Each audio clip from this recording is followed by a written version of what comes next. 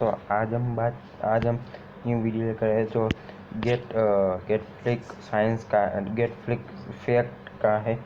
तो गाइज हम ये बहुत ही अच्छा वीडियो लेकर आए, रिएक्शन वीडियो है, वॉइस रिएक्शन। तो प्लीज़ सपोर्ट करना और जल्दी से ये उम्मीद करना कि हम फेस वाला आपके साथ नए रिएक्शन वाले लेकर आ जाए।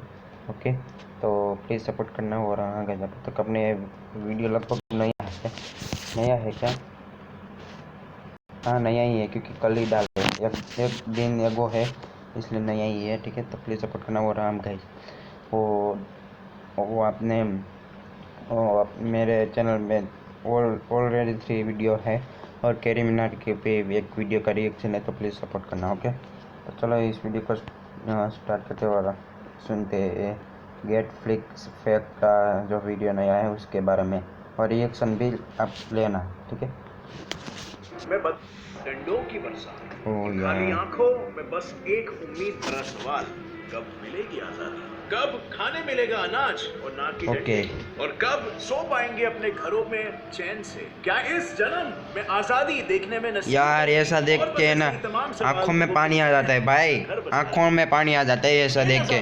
आजाद भारत के पहले का ओ भाई, रोटी कपड़ा और मकान से ज्यादा खुली हवा और भारत में आजादी की तलाश कर रहे थे। और जब भी हम भारत की आजादी की बात करते हैं तो 3 चेहरे सभी के सामने आते हैं। मोहनदास करमचंद गांधी, महात्मा गांधी, जिन्होंने अपने अहिंसा और सत्य के मार्ग से आजादी की लड़ाई लड़ी, और दूसरे थे हमारे नेताजी यानी कि सुभाष चंद्र बोस, जिनकी विचारधारा कुछ ऐसी थी कि ब्रिटिशर्स को शांति से बातचीत करना नहीं बल्कि लड़ाई और हथियारों के जरिए ही इंडिया से बाहर भगाया जा सकता है। और तीसरा चेहरा एक ऐसे इंसान का था जिसके बारे में ना तो हम कभी कल्पना कर सकते हैं और ना ही आजाद भारत के इतिहास में कहीं पर उसका जिक्र है, और वो पूरे दुनिया के इतिहास में सबसे क्रूर और सबसे जालिम तानाशाह के नाम से मशहूर है। लेकिन किस्मत का पहिया तो देखो, शायद वो भारत के लिए किसी मसीहा से कम नहीं था। कैसे वर्ल्ड वॉर 2 का सबसे बड़ा दुश्मन इंडिया के लिए किसी हीरो से कम साबित नहीं हुआ। वाह, हिटलर भाई, इसके बारे में बहुत सुना है भाई। बचपन से आजादी की बात आती है तो आंखों के सामने सिर्फ एक ही चेहरा सबसे पहले आता है, वो है महात्मा गांधी। महात्मा गांधी यार, तो ये है ना कि कैसे भूल गए हम इसको। क्या हमारे इतिहास को छूट के कलाम से तो नहीं था ये? नहीं यार, कैसी बात कर रहे हो। पढ़ाने वाले ये चाहते थे कि आजादी के नाम से हमारे लफ्जों पर सिर्फ और सिर्फ एक ही शब्द आए, गांधी जी का। लेकिन फ्रेंड्स डोंट वरी, आज के इस वीडियो में हम इतिहास में डीप जाकर तहकीकात करेंगे, थोड़ा डीप रिसर्च करेंगे, फैक्ट्स जानेंगे, खोजबीन करेंगे और आपके सामने वो सारी इन्फॉर्मेशन रखेंगे कि सब कुछ जानने के बाद आप खुद ये डिसीजन अपने आप लो कि किसका हमारी आजादी में सबसे बड़ा कंट्रीब्यूशन था। हमारे सामने है 3 योद्धा और जंग से हिटलर को आजादी दिला। और वीडियो शुरू होने से पहले मैं आपको अपॉर्चुनिटी देना चाहूंगा, आपको क्या लगता है इन 3 में से सबसे ज्यादा कंट्रीब्यूशन किसका रहा हो? तुरंत अभी जाके नीचे कमेंट सेक्शन में अपनी राय। अगर भाई आप पूरा वीडियो देखेंगे फिर हम किसका है सबसे बड़ा सबसे ज्यादा योगदान किसका रहा। And unknown dark secrets of Indian independence. Mahatma Gandhi ji एक ऐसे योद्धा थे जिन्होंने अंग्रेजों के खिलाफ लड़ने के लिए सत्य और अहिंसा को हथियार बनाया। इस हथियार से न सिर्फ अंग्रेजों के सिस्टम्स को बल्कि उनके आर्थिक स्थिति को भी डामाडोल कर दिया। भाषा में बोले तो सच्चाई और अहिंसा ने उनकी जेबें काटा। सही कहा है चंपारण के आंदोलन के पहले का गरीबी और भूखमरी का तांडव झेल रहे थे किसान, और एक वक्त की रोटी के लिए भी तरसते थे बच्चे। चारों तरफ से भूखमरी दुख का समय था यार। पर महात्मा गांधी जी के 1917 के चंपारण के आंदोलन के बाद अंग्रेजों को किसानों की बंजर जमीन के मुआवजे देने पड़े, और ये ऑफ कोर्स उन्होंने मजबूरी में किया। और ऐसे ही हमारे देश में उस वक्त में हमारे ही उत्पादनों को खरीदने के लिए टैक्स हमसे ही वसूल किया जाता था, और इसे ही मुंह तोड़ जवाब देने के लिए गांधी जी ने as you know the salt satyagraha या नमक हड़ताल किया, और मजबूरन अंग्रेजों को रोजमर्रा की चीजों में से टैक्स को हटाना पड़े। और बहुत सही किया गांधी जी ने। पर हमारे इस अहिंसावादी योद्धा का सिर्फ पहला वार था, लेकिन दूसरा वार इससे भी ज्यादा तेज था। हजारों वकीलों ने कोर्ट्स, शिक्षकों ने स्कूल्स, मजदूरों ने दफ्तर छोड़ दिए, और देखते ही देखते सारे दफ्तरों, स्कूलों और सरकारी ऑफिस में ताले लग गए। और इस छुपी भरे वार का नाम बाद में दिया गया असहयोग आंदोलन। असहयोग आंदोलन, जिसमें गांधी जी ने न सिर्फ जगह जगह पर जाकर लोगों को अंग्रेजी सरकार के लिए काम न करने के लिए उकसाया, और देखते हैं 6 लाख से भी ज्यादा लोग शामिल हो ओह। और इससे अंग्रेजी लोगों का सिस्टम पूरा ठपाठप हो आर्थिक व्यवस्था चमराने लग गई। इसके बाद अंग्रेजों ने बौखलाकर वायलेंस यानी कि लोगों पर हमला करना शुरू कर दिया और गांधी जी जैसे लीडर को जेल में डाला। ओह। उसके बाद वो लोगों को कहनी से मारने लग गए, जिसके चक्कर में 1000 से भी ज्यादा लोगों को जाने चली गई, यहाँ तक कि औरतों और बच्चों को भी नहीं बख्शा। ओह भाई। इस असहयोग आंदोलन को वहीं पर दबा दिया। लेकिन अब असल में लोग जाग चुके, अपनी हिम्मत को पहचान चुके, वो अंग्रेजों के खिलाफ बोलना सीख चुके और देखते ही देखते 1942 में एक बार फिर से गांधी जी ने लोगों को उकसाना शुरू किया। और ये कर दिया, अब तो जब तक हमें आजादी नहीं मिलेगी तब तक कोई भी घर पे नहीं बैठेगा। ओह। ऐसे गांधी जी का ये अहिंसा पूर्वक आंदोलन हिंसात्मक बन गया। लोग सरकारी दफ्तरों को तोड़ने लग गए, रेल की पटरियों को उखाड़ने लग गए, सैनिकों पर हमला करने लग गए और जिसके बाद सड़कों पर मौत के तांडव होने लगे भाई। इसके बाद इन वे अंग्रेजी सरकार को ये समझ में आ गया था कि उनका समय अब इस देश में ज्यादा दिन तक नहीं। सही कहा, नहीं टिकने वाला। इन सभी आंदोलन की वजह से गरीब किसानों को मुआवजे मिले, लोग अब 2 वक्त की रोटी के मोहताज बने और अपने रोजमर्रा की चीजों पर भारी टैक्स नहीं है। हमारे भाई बंधुओं ने का स्वाद को चखा, सही कहा कि अपने वतन के लिए मरने तक तैयार हो गए और दूसरी तरफ अंग्रेजी शासन वहीं पर लड़खड़ा रहा।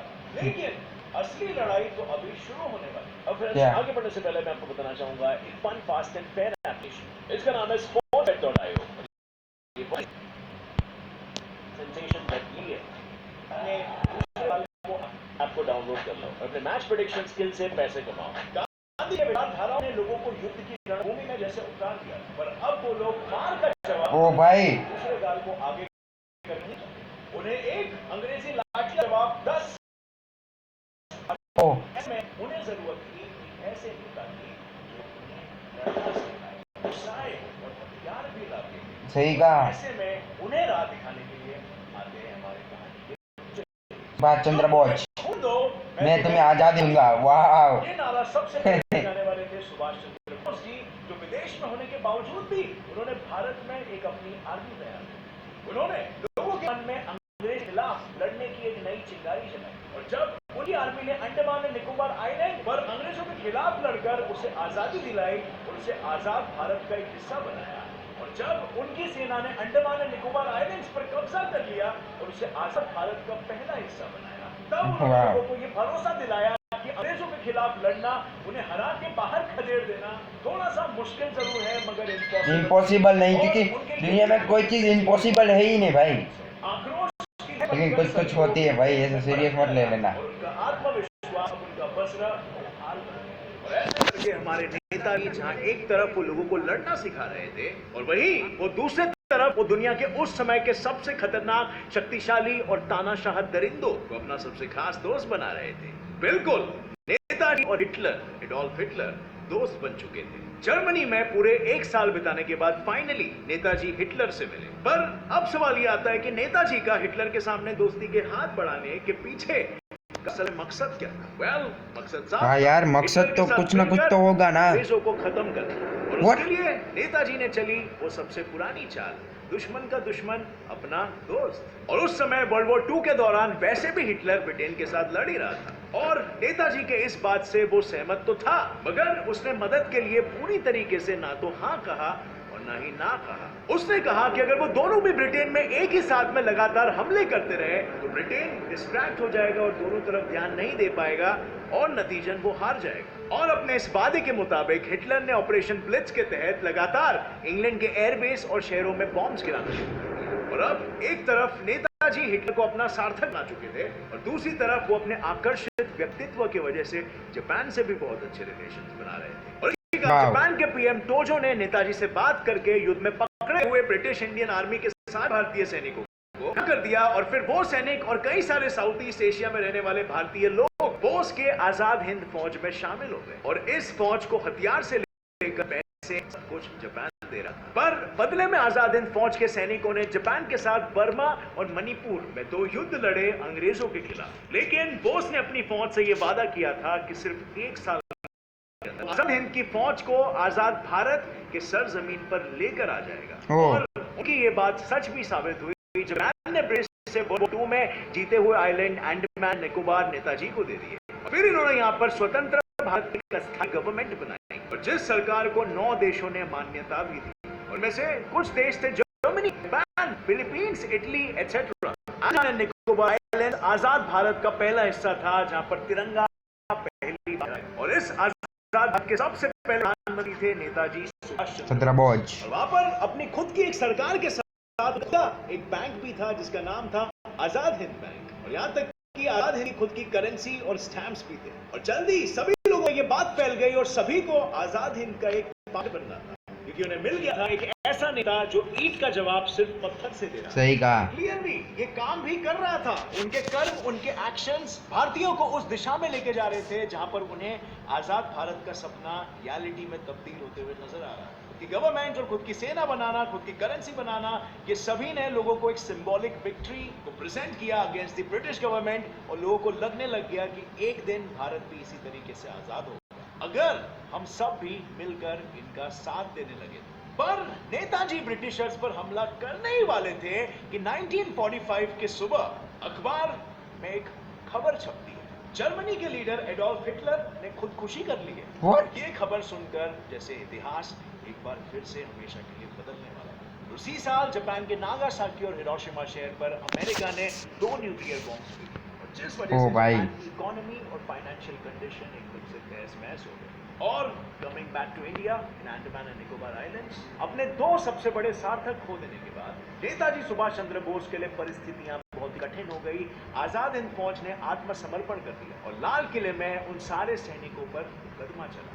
पर यह देखकर पूरा का पूरा भारत जैसे भड़क पड़ा। ब्रिटिश सेना में जो भारतीय सैनिक थे वो आंदोलन करने लग गए, लोग सड़कों पर उतर गए। ये सारी चीजें नेताजी की एक बात को सच कही है कि अगर आने की इच्छा हर भारतीय के मन में है तो भारत को आजाद होने से कोई नहीं रोक सकता। ये सब देखकर अंग्रेज भी अच्छे से समझ गए थे कि वो अब अपने ही भारतीय सैनिकों को ऐसा नहीं कर सकते, क्योंकि अब भारत के लोगों में आजादी का एक अलग ही जुनून सवार था। और साथ ही वर्ल्ड वॉर में बर्बाद हो जाने के बाद अंग्रेज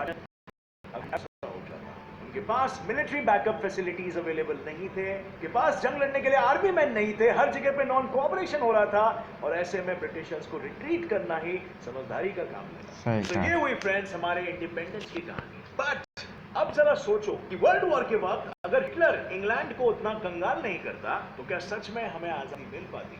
जर्मनी और जापान जैसे देशों का साथ हमें इसीलिए मिला क्योंकि इंग्लैंड उनका कॉमन दुश्मन था, और युद्ध के दौरान ब्रिटेन खुद के घरों को चलने से बचा रहा था और भारत में उसकी पकड़ कमजोर होती जा रही थी। और साथ ही नेताजी और गांधी जी के विचारधाराएं भले ही अलग क्यों ना हो, इन दोनों की क्या भारत का हर एक इंसान आजाद भारत में सांस लेने के सपने देखता था, और फिर चाहे वो उस सपने को पूरा करने के लिए बापू की लाठी हाथ में लेता हो या फिर नेताजी की बंदूक। उनके अंदर के इस जुनून और आक्रोश ने ब्रिटिश साम्राज्य के ताबूत में अंतिम कील ठोक दी और ब्रिटिश को इंडिया को छोड़कर भाग जाना पड़ा। इस बात पर जरा गौर किया जाए कि अगर ये विश्व युद्ध नहीं होता तो आजाद हिंद फौज की सिर्फ 5600 की सेना बहुत ही फीकी पड़ जाती थी ब्रिटिशर्स के सामने, जिनके पास एडवांस टेक्नोलॉजी और हथियार थे उस समय। और फिर भले ही भारत के अंदर आंदोलन और दंगे हुए, पर ब्रिटिश उन्हें उसी तरह से सामना कर जिस तरीके से वो पिछले 200 सालों से सब करते आए। और फिर शायद भारत को आजाद होने के लिए थोड़े से और साल लग जाते। और इसके साथ जर्मनी और हिटलर की वजह से इंडिया को एक बहुत बड़ा स्ट्रेटेजिक एडवांटेज भी मिला,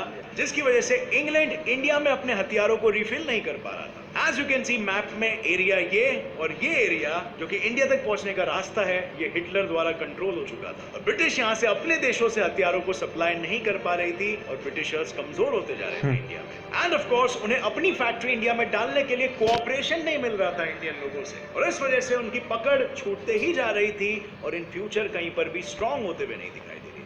so well friends, now you have ये तीनों महानायकों की कहानी, जिसमें से एक तो था विलन, पर शायद उसने इंडिया के इंडिपेंडेंस में सबसे बड़ा रोल प्ले किया हो सकता है। वेल, आपको क्या लगता है कि सबसे ज्यादा था हमें आजादी दिलाई? विद दैट सेड, अगर ये वीडियो से आपको कुछ तो मुझे लगता है कि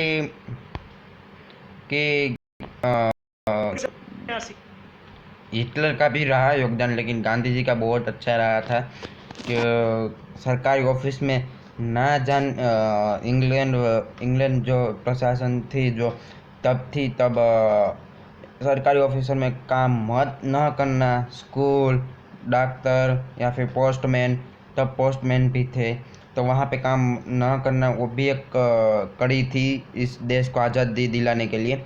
और अपने सोल्ट के लिए लड़ने के लिए भी गांधी जी ने बहुत मेहनत की। लेकिन हाँ, गांधी जी ने तब कहा कि हम आज़ादी लेंगे, तब तक हम घर में वो क्या कहते हैं, एक श्वास से नहीं लेंगे, मतलब हम आज़ादी लेके रहेंगे। और तब सामने आए हमारे सुभाष चंद्र बोस और हिटलर, और जापान के जो सेना भाई थे वो उसने भी हमारी बहुत मदद की। मतलब सब ने अपना अपना रोल बहुत ही अच्छी तरह से निभाया। ऐसा नहीं कह सकते कि इसमें से कौन बेस्ट है, कौन बेस्ट है, कौन थोड़ा योगदान दिया, लेकिन नहीं, सब ने बहुत ही अच्छी अपनी अपनी जगह पे अपनी अपनी भूमिका निभाई है। ठीक है, अपनी अपनी भूमिका निभाई है, ऐसा नहीं कह सकते कि नहीं अपनी अपनी भूमिका नहीं निभाई है। और आपको ये वीडियो कैसा लगा मुझे ज़रूर बताना, ओके। और अगर आपको और भी वीडियो देखने तो मेरी चैनल पे और भी वीडियो 3 वीडियो अभी भी अपलोड है, तो प्लीज़ सब्सक्राइब जरूर करना। और हाँ, अभी तक आपने मेरी चैनल पे लाइक नहीं किया, लाइक ज़रूर कर देना, क्योंकि मुझे पता है कि आपको अगर आप लाइक करेंगे तो मुझे पता चल जाएगी कि आपको ये वीडियो मैं जो चॉइस करता हूँ वो वीडियो देखना बहुत ही पसंद है। ठीक है, तो प्लीज़ सब्सक्राइब जरूर करना, ओके, ताकि मैं ऐसे नए नए वीडियो लेकर आ जाऊँ आपके लिए। तो चलो, आज के लिए बस इतना ही। अब मिलते हैं नए वीडियो में नए रिएक्शन के साथ, ओके, बाय। और हाँ, आप भी मुझे बताना कि इसमें से अहम भूमिका किसने निभाई। ठीक है, कमेंट में ज़रूर बताना।